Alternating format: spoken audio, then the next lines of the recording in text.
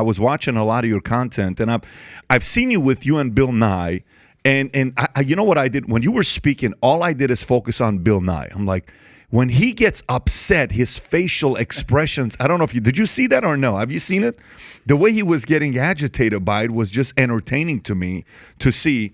And then I've been following this topic of climate change. I think it's actually the next thing that's gonna be used by the media a lot. I think for some people that are creating content, I have a feeling they may, if there was COVID that were videos that were being taken down, I think climate change may be some of the next videos that may be taken down and censored. But at the same time, what I want to get with you today is there are a lot of people that are very smart who fully believe this is taking place, it's coming. And I'm not talking about Greta Thunberg. I'm not talking about AOC. Yeah. I'm not even putting Al Gore in that mix. These are politicians. I'm not talking President Obama, who said this is the biggest crisis that we should pay attention to. I'm not talking about Bernie Sanders, Bette Midler, not John Kerry, not Jane Fonda, not Leonardo DiCaprio, but I'm talking about Elon Musk, the way he explained it. I don't know if you've seen the 12-minute speech he gives when he breaks down what's going on with the temperature, where 2 degrees to some of us may not be a big deal. Yeah. And then he says, 5 degrees, New York City, 5 degrees. How's he explain it? New York City would be under ice, minus 5 degrees, and New York City would be underwater, plus 5 degrees. And that's not just a regular guy who says that. He's a guy that'll call out bullshit. So when he says it, he makes me think. But prior to us getting into the questions that we have here, if you don't mind, the audience who maybe doesn't know your story, give us a little bit about your background and how you came to the conclusion of this may just be a hoax, and maybe they're selling it from the other side as the next massive crisis. I will. I actually just want to say one thing about Musk.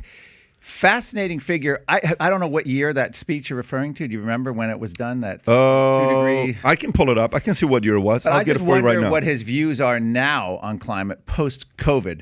But Elon Musk was in a position for years. He wasn't 5 years ago. That was 5 years ago. Yeah, yeah. Okay. But he wasn't always the rebel, especially the free speech rebel you see today, because maybe he wasn't needed to be. But essentially, he was relying on a lot of government contracts, a lot of of support that he sort of played along. He was a big promoter of climate change fears. And it'd be interesting to see now what he's doing there, the 2 degrees, and we can talk about it later, is he's just using what the UN, when that number, the 2 degrees Celsius temperature, was literally pulled out of thin air just to give the public something to latch on to. This was admitted by top UN scientists in the ClimateGate emails. So all Elon Musk, what you're referring to, is saying, well, 2 degrees is what the UN says, and here's what may happen if that scenario. It's kind of like saying we're going to go on a family vacation, but if the car hits a tractor trailer, here's what could happen, and they're going to show dead bodies on the highway. I mean, that's basically, it's easy, it's simple, it's cheap politics. And I like Elon Musk. Now, same, by the way, just to say, Elon Musk, Robert F. Kennedy Jr., these are people that are huge climate fear promoters. In my new book, I publicly essentially forgive them, especially Robert F. Kennedy Jr., one of the jail climate skeptics. In an interview I did with him, he said we belong at The Hague with three squares and a cot with all the other war criminals.